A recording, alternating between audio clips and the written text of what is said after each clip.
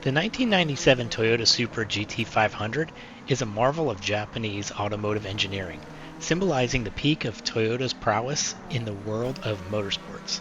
This particular model is renowned not only for its impressive performance on the track, but also for its significant contributions to the legacy of the Toyota Supra series.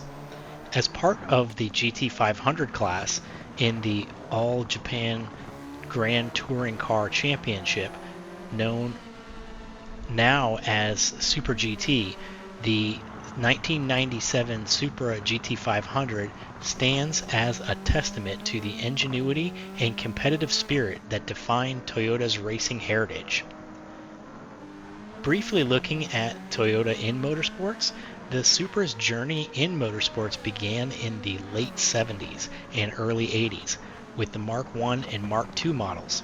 However, it was the introduction of the Mark IV Supra in the early 90s that truly solidified its place in racing history. The Mark IV, with its sleek design and powerful 2JZ GTE engine, became an icon both on and off the track. The GT500 class, established in the early 90s, featured highly modified production cars, capable of extraordinary speeds and handling. Competing against other Japanese giants like the Nissan Skyline GTR and the Honda NSX, the Toyota Supra GT500 quickly became a fan favorite and a formidable competitor.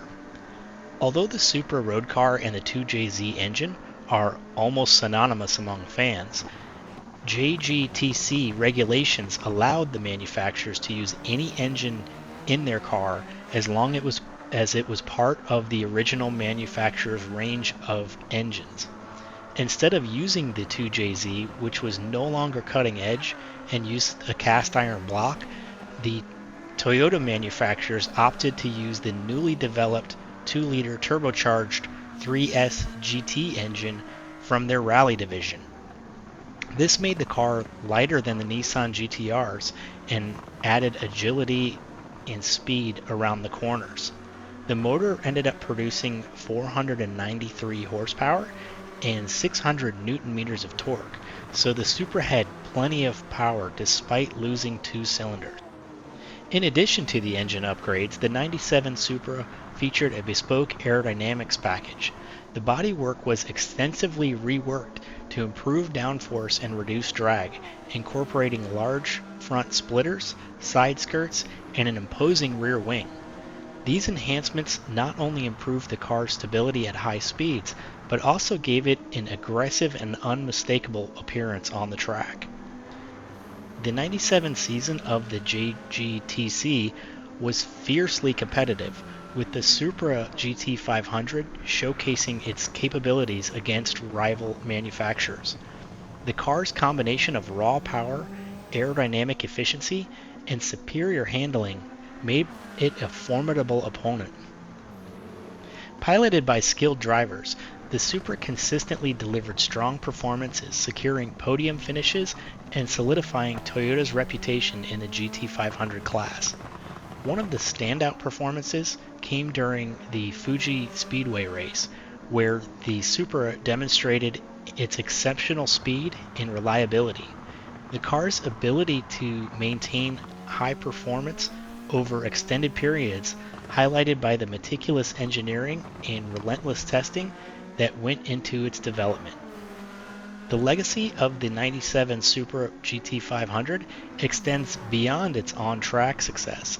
This car played a crucial role in establishing Supra's image as a high-performance machine capable of competing at the highest levels of motorsport. The innovations and lessons learned from the GT500 program influenced subsequent Toyota racing projects and even the development of future road cars.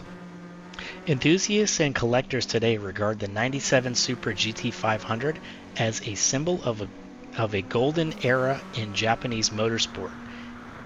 Its iconic status is reflected in the continued popularity of the Supra nameplate, with the latest generation of the Supra drawing inspiration from its illustrious predecessors.